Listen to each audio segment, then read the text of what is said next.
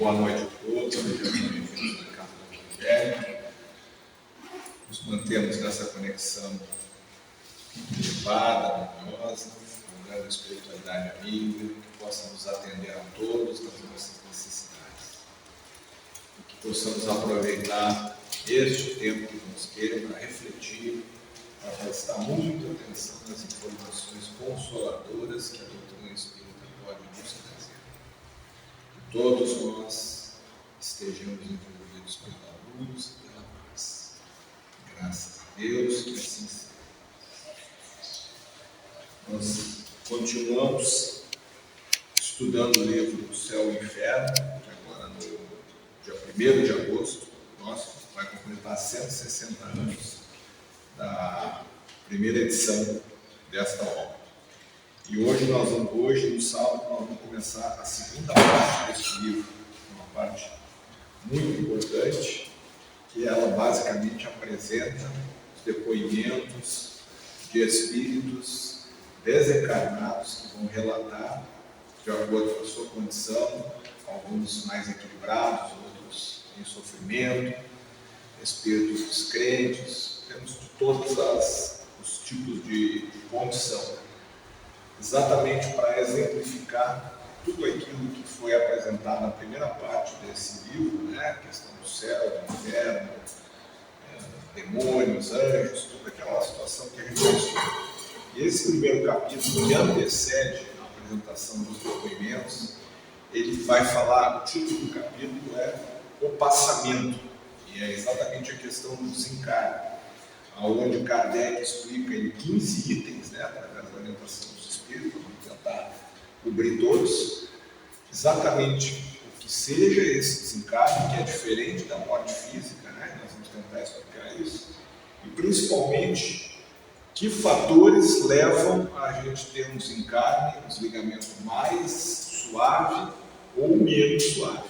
Basicamente é isso que ele vai colocar como introdução para que nos capítulos seguintes, depois dessa teoria, por assim dizer, que ele obteve a partir da observação dos casos que ele vai narrar depois, né? Ele vai citar, não é ele que narra, ele vai apenas apresentar. A partir da observação ele chegou na teoria, como sempre é um método científico da doutrina espírita. Ao invés de criar uma teoria e depois tentar comprovar na prática, a doutrina espírita tem um modelo inverso.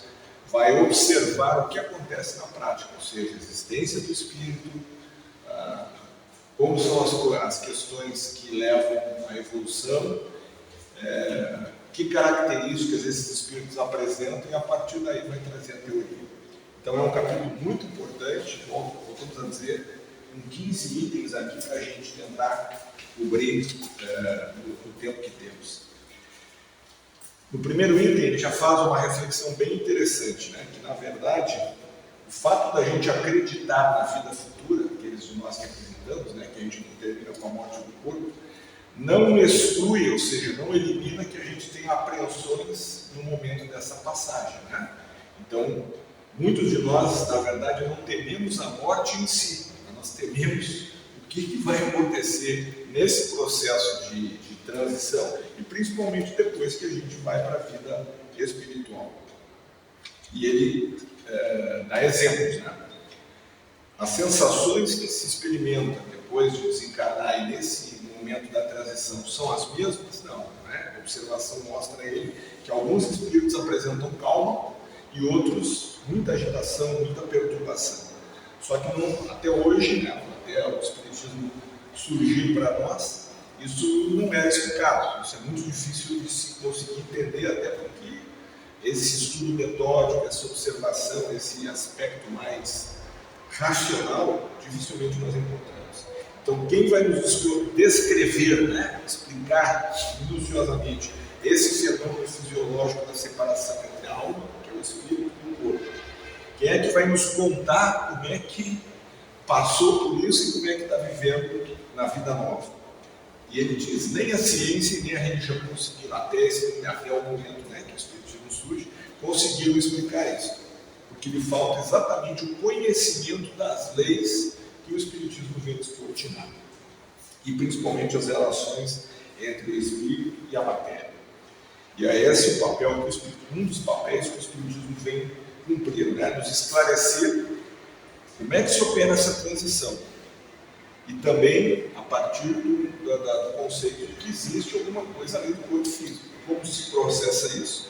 E, de novo, através do depoimento dos Espíritos. Por isso a gente recomenda a leitura de todo o livro, mas agora essa etapa que nós vamos começar durante esse restante do mês de julho e até a última semana de agosto, cada palestra vai apresentar exatamente um caso. Né? Nós não vamos conseguir apresentar todos ao longo desse período, mas vou apresentar espíritos que estão em condição boa, vamos apresentar espíritos sofredores, espíritos de suicidas, espíritos de criminosos, religiosos, pessoas com poder, que tiveram poder enquanto encarnados. E aí é muito interessante a gente ver as características do depoimento real que eles colocam. E um ponto importante, que isso é um questionamento que foi feito para Kardec, que a preocupação, porque Kardec recebeu inúmeras mensagens de espíritos nessa condição, né? Ele sabe todo o processo como foi da codificação da doutrina. Mas para essa obra, ao invés dele procurar colocar ali espíritos conhecidos, né? Espíritos que a humanidade já tinha algum conhecimento, um cientista, um médico, um artista, ou qualquer outra situação de pessoas conhecidas, ele buscou trazer exemplos de pessoas comuns, como ele diz, né? Comum no sentido de pessoas como nós, né? Que têm as suas dificuldades, que somos anônimos, vamos dizer assim, que não temos fama, nada. Por quê? Porque assim ele mostra exatamente a realidade que atinge a grande maioria das pessoas. Porque se trouxesse uma pessoa famosa, poderia vir o raciocínio que aquela pessoa, aquele espírito estava assim porque foi famoso, a média não, a maioria das pessoas não são famosas, pessoas que estão no processo de evolução. Então ele, ao apresentar esse depoimento, olha que lógica e raciocínio, né? E obviamente orientado pelos espíritos, ele entendeu que os espíritos entenderam que isso seria muito mais impactante no sentido de comprovar tudo aquilo que os espíritos vêm colocar. Então vamos lá, item 3, ele vai dizer que não é a alma, é a alma e não o corpo quem sofre no momento do desencarne. Vamos alinhar um conceito aqui que é meramente palavra, né? Mas que facilita para a gente entender. Toda vez que a gente ler ou ouvir a palavra alma dentro das obras básicas, Kardec procurou explicar que isso é um espírito que está encarnado no corpo. E quando ele fala em espírito, é o espírito que está desencarnado, somente para poder, vamos dizer, diferenciar com clareza. Então ele disse, não é a alma, ou seja, o espírito que estava encarnado, aliás, é a alma e não o corpo quem sofre nesse processo. Por quê? Porque o corpo é um instrumento, mas não a alma, o espírito não sente a dor ou qualquer tipo de dificuldade nesse processo de desencarne pelo corpo, até porque as sensações do corpo, quando se inicia a vida física, elas terminaram. E aí ele vai explicar, a alma tem sensações próprias, olha só, cuja fonte não está no corpo físico. E aí ele apresenta o conceito de perispírito, que nós já conhecemos, né? Que é o corpo espiritual do espírito, né? Ou o envoltório da alma, um intermediário que ele vai cumprir um papel muito importante. Ele não é nem o corpo físico e nem o espírito, mas ele faz essa interligação. Para quê? Exatamente para que o espírito possa atuar sobre a matéria. Então nós, quando estamos encarnados, vamos atuar sobre a matéria através do perispírito, e não diretamente no corpo físico, porque são energias, são vibrações, são dimensões muito diferentes. E da mesma maneira, e aí vem a lógica de dizer que não é o corpo que sofre nesse momento do desenlace, e sim a alma ou o espírito que percebe essas sensações através do perispírito.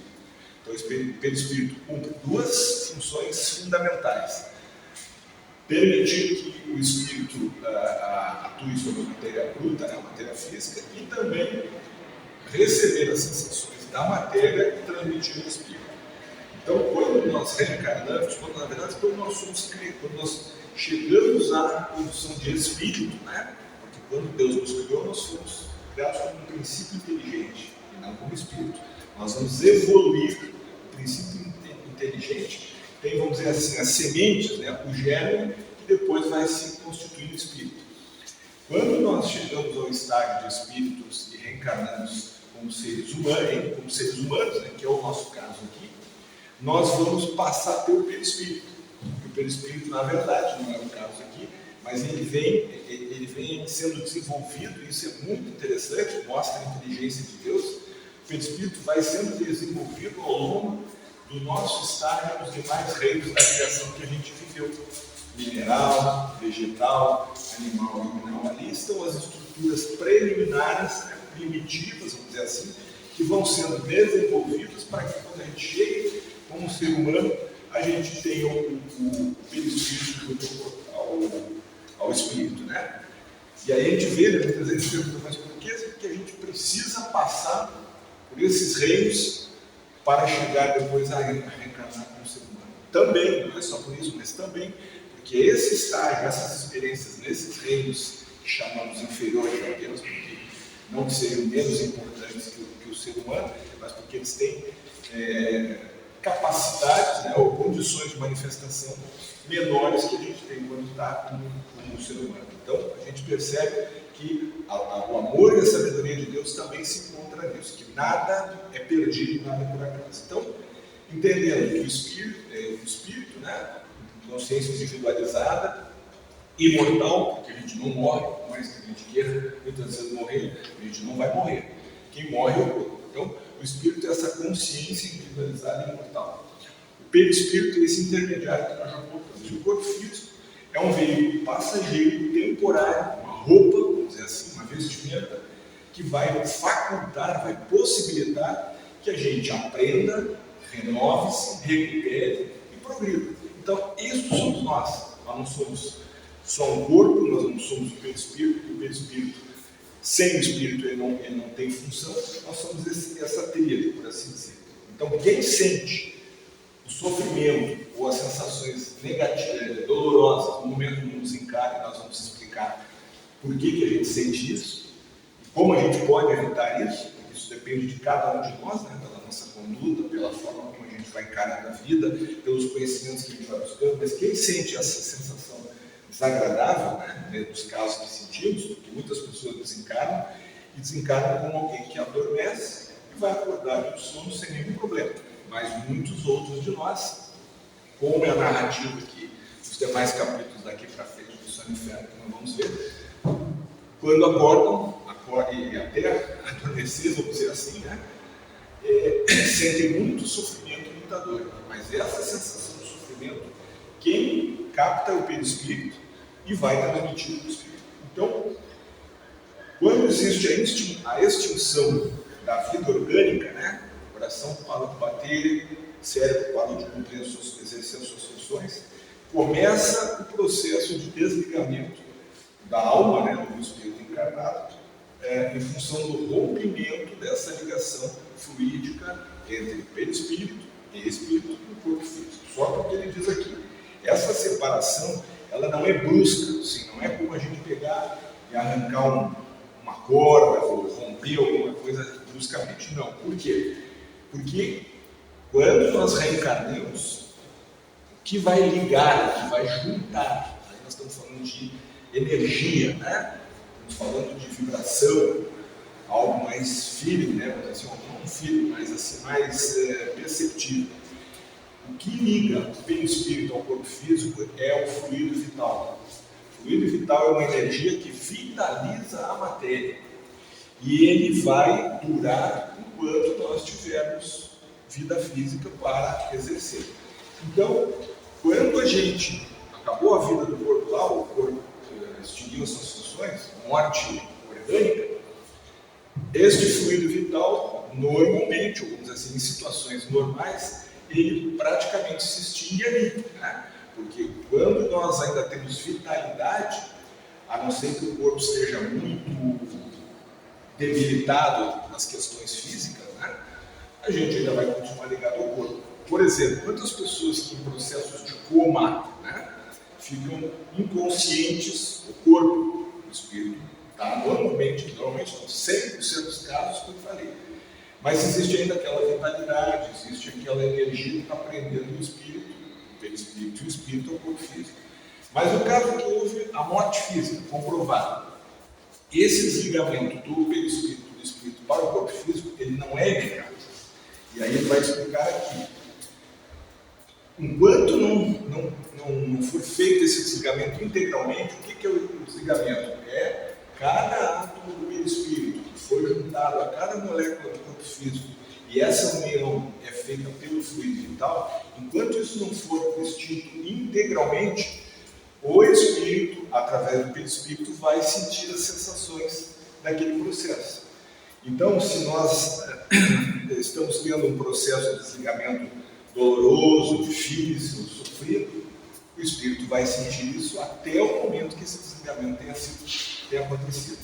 Um exemplo importante: quando alguém desencarna por um acidente, seja ele qual for, normalmente a sensação que aquela criatura vai sentir é uma sensação dolorosa. Se ela for uma pessoa apegada à matéria, se ela não tiver consciência da realidade, da imortalidade do espírito, se ela ainda tiver preocupação com os bens materiais, se ela ainda tiver as questões morais pouco desenvolvidas, imperfeições, vícios, e todas as questões que nós conhecemos, isso serve como uma ligação dela com o corpo físico. Então ela provavelmente vai sofrer. Agora, tem muitos relatos, e aí que nós podemos colocar, de pessoas que desencarnam por acidente e não sentem nada. E a explicação é: normalmente esses espíritos, por seu mérito, por sua condição espiritual, eles são retirados, desligados do corpo físico antes de que o processo se complete. Mas isso não é exceção. Então, mas aí nós estamos tentando entender, né, que não existe mágica, que não existe uma situação milagrosa, né?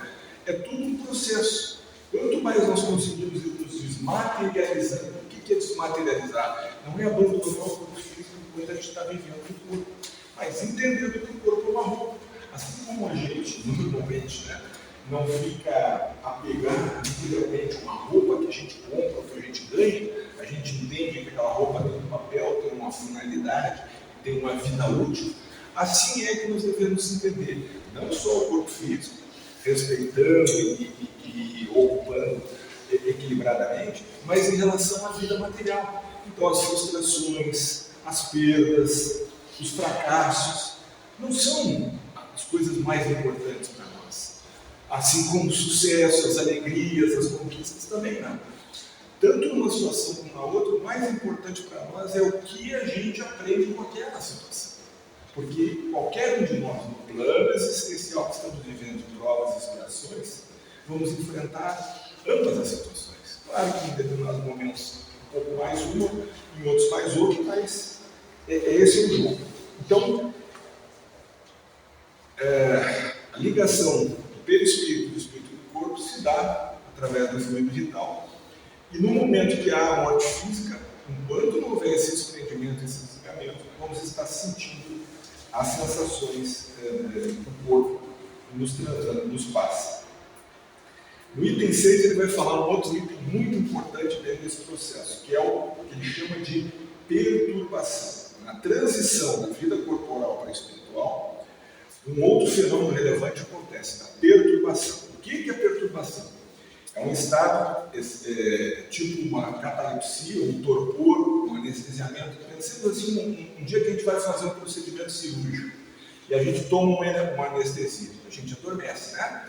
Quando a gente começa a acordar daquela anestesia, a gente está meio tonto, a gente não está com muita consciência das coisas, é semelhante, né? Vamos ir ao pé da letra. Então ele diz, a perturbação é esse estado que paralisa momentaneamente, onde a alma não testemunha conscientemente o suspiro final. E aí ele vai dizer que a perturbação, esse estado de torpor, é o estado normal no instante da morte. Ou seja, quando vai realmente haver esse desligamento completo, normalmente nós não estamos conscientes disso, nós não estamos acordados. Por quê? Porque provavelmente isso seria mais doloroso para nós. Agora ele diz aqui, a perturbação, que é considerada um estado normal no instante da morte, é perdurável, ou seja, ela dura por tempo indeterminado. Para alguns pode ser de alguns minutos, de algumas horas, de alguns dias, e para outros pode ser, como ele diz aqui, até meses, né? De acordo com esse desligamento, com essa desmaterialização, com essa elevação moral que a gente consiga. E aí ele diz exatamente isso, né? A alma se encontra numa situação, nesse processo da perturbação, comparável a alguém que desperta de um sono profundo. Quando a gente acorda, né?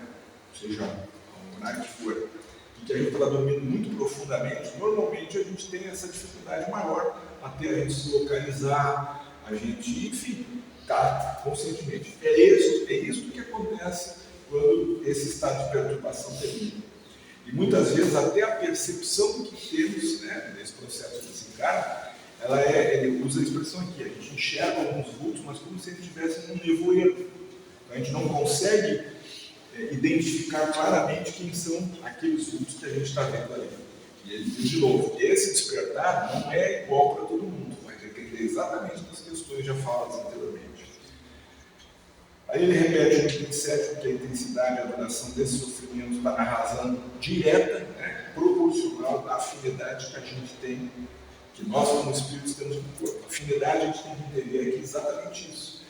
Quanto mais nós somos apegados às questões materiais, quanto mais inconsciência nós tivermos da realidade, da imortalidade do espírito, de uma vida futura, mais nós vamos ter dificuldade nesse processo. O item 8 ele vai agregar um outro item aqui importante. A causa principal da maior ou menor facilidade do desprendimento é o estado moral da alma. Vamos repetir. A causa principal, não quer dizer a única. Principal quer dizer a mais importante, né? Então a gente tem que dar atenção nisso. A causa principal da maior ou menor facilidade do desprendimento é o estado moral. Quanto mais apegados formos à matéria, e aí ele fala bens, né, os bens materiais, preocupações, deixei isso, deixei dinheiro, deixei herança, não deixei isso, não deixei aquilo, o que vai ser da minha esposa, da minha mãe, do meu pai, que não viveriam sozinhos, todas essas questões que a gente, não me reharmonizei com fulano, com Beltrano, que eu poderia ter feito. É isso que ele fala. Vícios, né? O que são vícios? Vícios são hábitos equivocados. Não estamos falando aqui só dos vícios materiais que todos nós conhecemos, mas dos vícios morais que são tão mais importantes que as imperfeições. Imperfeições são as questões de melhoria que a gente precisa desenvolver. Então, isso é que vai fazer ele ser mais apegado ou menos ao corpo físico. Aí ele vai falar, esse já do item 9, importante. Na morte natural, olha só, o que é a morte natural? Não é um acidente, não é um ataque cardíaco, não é uma doença, é a morte natural. E olha que a gente, muitas vezes, o que a gente diz, ou o que a gente ouve, né? Ele morreu dormindo, é uma felicidade. Talvez não é pelo fato de ele morrer dormindo, né? E sim pelas questões que nós estamos vendo aqui. Na morte natural, resultante da extinção das forças vitais, que a gente comentou aqui anteriormente. Quanto mais a gente vai vivendo no corpo físico, como a gente se conduz em relação à vida, né? Hábitos saudáveis ou não, preocupações, questão emocional equilibrada, não, nós vamos consumindo fluido vital. E quando esse fluido vital se extingue, o corpo físico falece, perece. Por quê? Porque é o combustível, é o que dá vitalidade ao corpo. Então o que ele está dizendo? Na morte natural, resultante da extinção do fluido vital, por velhice ou doença, o desprendimento opera-se gradualmente para aquele que se desmaterializou e cujos pensamentos são espiritualizados. Então não é o fato de nós morrer lá com 90, 95, 98 anos, que já pelo lado do fluido vital já não ter, isso facilita o desprendimento do corpo ao espírito, que vai garantir que a gente não vai ter dificuldade nesse desprendimento. A causa principal não é essa. A causa principal é a nossa condição moral. Item 10. E aí ele vai explicar um pouquinho melhor isso aqui. Quanto menos vê o espírito além da vida corporal, ou seja, quanto menos a gente acredita, ou conhece, ou tem convicção que vai ter uma vida depois da morte, tanto mais nos apegamos a ela, e como nós estamos sentindo que ela está fugindo, né? Ou seja, velhice, doença, a gente quer retê-la, resistir com todas as forças, ou mesmo prolongar o desprendimento por dias, e mesmo isso pode prolongar o desprendimento por dias, semanas e meses inteiros. Quantas vezes nós já vivenciamos ou já conhecemos situações assim, né? Pessoas que ficam um período longo em coma, porque elas não, é exatamente esse caso, elas ou não acreditam, ou não conhecem, ou temem, ou qualquer outra razão que elas não querem se desligar do corpo. Então, mentalmente, mesmo já o fluido vital se extinguindo rapidamente, elas ainda permanecem ligadas no corpo. É importante a gente lembrar, falamos aqui 2 vezes em coma, que o coma físico tem várias explicações para acontecer, por que ele acontece, né? Então, muitas vezes, esse é um outro lado que a gente falou aqui. Então, não quer dizer assim, que sempre que o corpo estiver lá em coma, isso é porque o espírito não quer se desligar. Não. Existem situações que o coma físico é uma oportunidade para aquele espírito recuperar determinadas situações que vão lhe permitir, numa vida futura, não passar por aquela dificuldade. Então, a gente não pode, essa é a ideia aqui, não podemos estabelecer uma ideia fixa e generalizar todos os casos. Então, aí ele vai falar no item 11, né, a diferença, né, que não é a questão da morte natural ou não apenas, né, mas sim a forma como a gente se conduz em relação à vida. Aí ele vai dizer no item 11, diferente é a situação do espírito desmaterializado. Desmaterializado quer dizer que não estamos apegados a questões materiais. Mesmo quando ele enfrenta uma moléstia dolorosa, como os laços fluídicos, né, já estão, se rompem suavemente, como ele tem a confiança no futuro, que ele sabe que vai vir, como ele tem uma certeza pela maneira como ele se conduziu, da melhor maneira que pôde na vida passada, na vida que está terminando, ele encara a morte como uma redenção, né, e suas consequências como uma prova de aprendizado. E daí ele tem a calma que vai praticamente amenizar o sofrimento. Então, o que Kardec está querendo colocar aqui para nós?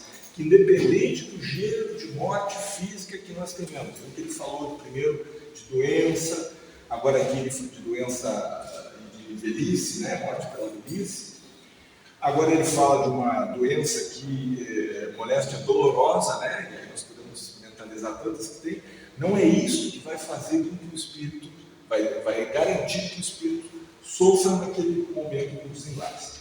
E aí no item 12 ele vai trazer uma outra alternativa importante para a gente pensar. Na morte violenta ou repentina, o desprendimento só acontece após a eliminação do fluido vital que ainda resta. Então vamos pensar o seguinte, alguém que sofre um acidente, alguém que sofre um assassinato, alguém que sofre um ataque cardíaco. Isso são mortes repentinas, né? E aqui ele está usando o termo violenta também. Aconteceu a morte, não tem mais como aquele corpo voltar à vida. Só que o desprendimento do espírito não acontece nessa mesma velocidade. Exceto, existem exceções, como a gente fala, né? Porque, por exemplo, alguém pode desencarnar por um acidente, né? A gente entende que é acidente, entre aspas, até mesmo por um crime, como uma forma de resgate. Obviamente que essas situações não tem como a gente não pensar que isso efetivamente não seja um resgate. E ele até já tem consciência disso, mas já tinha consciência disso. Mas a forma como ele se conduziu na vida e o seu desenvolvimento, aprimoramento moral foi de tal maneira positivo que ele não necessariamente precisa passar por aquele desenlace final. O corpo o espírito é desligado do corpo antes daquele processo. Vamos citar de novo. Existem inúmeros casos, quem tiver interesse de olhar na internet, acidentes de avião, que são normalmente os que mais nos sensibilizam, né? Onde espíritos vêm se manifestar muito depois, né? A gente também tem que ter cuidado com isso, que às vezes também as coisas aquelas fantasiosas, que são mais para chamar a atenção do externo do que do interno, e muitos espíritos ali vão dizer, né? Vão narrar que eles não sentiram nada. Por quê? Porque eles foram retirados, desligados do corpo pelo auxílio do plano espiritual, como a gente vai tentar ainda ver aqui, que é muito importante. Por isso as preces, quando se faz aqui prece dos encarnados, nós não temos ideia do benefício que isso faz, não só para aquele que está desencarnando, ou que já desencarnou, mas ainda está ligado ao corpo, das questões que nós estamos vendo aqui, como para aqueles espíritos que já não estão mais ligados ao corpo, mas por inúmeras razões eles não têm essa consciência. Então a prece é como uma luz que faz com que enxerguemos e entendamos o auxílio que muitas vezes já está ali, mas a gente não consegue perceber. Então, a morte violenta ou repentina, o desprendimento, só acontece após a eliminação do fluido vital. E por isso o desligamento completo do corpo do perispírito só vai se dar igualmente. E isso muitas vezes prolonga as sensações desagradáveis. O espírito que é colhido de improviso, né, ou repentinamente, fica aturdido, né, fica atordoado, sente e pensa, isso é importantíssimo. Né? O atordoamento vem muitas vezes disso. Ele não entende o que aconteceu porque ele está vendo o seu corpo, ele está vendo as pessoas, ele está vendo a situação, ou às vezes ele já nem está mais naquele ambiente, naquela situação. Mas o trauma, a situação emocional foi tão forte que ele mentalmente está ainda ligado àquilo. Por isso os trabalhos mediúnicos também são tão importantes, né? Porque obviamente não é, os espíritos está ali, vem e se manifesta pelo médico. Ele sabe que tem todo um processo, todo um planejamento, mas essa etapa onde o espírito vai ser dando já para o fraterno, esclarecido e mostrado para ele essa nova realidade, é o que vai fazer com que ele avance. Então, ele sente, pensa, acredita-se vivo, prolongando essa ilusão até que compreenda o seu estado de espírito desencarnado, não de morto, né? O fantasma, que muitas vezes é a maneira como eles se expressam, porque é a cultura, é a forma como eles entenderam. Por quê? Porque o que o espírito desencarnado está vendo? Ele está vendo o seu perispírito, mas como ele não sabe o que é isso, ele acha que é no corpo. E a partir daí ele tem a dificuldade de entender, tanto que quando se tenta, né, é o caso, e nem sempre a gente deve de imediato, né, dizer, olha, Deus, se a pessoa, se o espírito não tem conhecimento disso, isso na verdade não está esclarecendo nada, pelo contrário, isso vai criar provavelmente mais trauma. Mas, a partir do momento que se entenda que a entidade já está conseguindo entender, né, compreender o que vai ser dito, isso para ele que efetivamente a vida continua, e o que ele está vendo agora é o seu corpo espiritual. E aí nós nos lembramos dos suicidas. Né? O grande sofrimento dos suicidas, os grandes sofrimentos dos suicidas, na verdade, são de duas formas. Uma delas é tudo isso que foi colocado, né? Quem se suicida, consciente ou inconscientemente, rapidamente. O consciente é quem deliberadamente vai atentar contra a sua vida e consegue êxito nisso. Mas tem o suicídio inconsciente, que muitas vezes nós todos, ou muitos de nós, cometemos.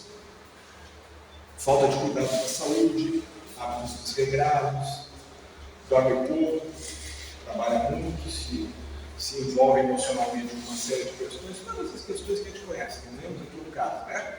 Se a gente tem dúvida disso, vamos ver lá o nosso lar de novo, e nós vamos entender bem o que aconteceu lá com o André Luiz. Mas, tanto num caso como no outro, quando a gente desencarna antes da hora por nossa deliberada ação, o que vai acontecer? O fluido vital que veio conosco, né, o equilíbrio do corpo ao perispírito, ele veio para durar 80 anos, 90 anos, 70 anos, o que for.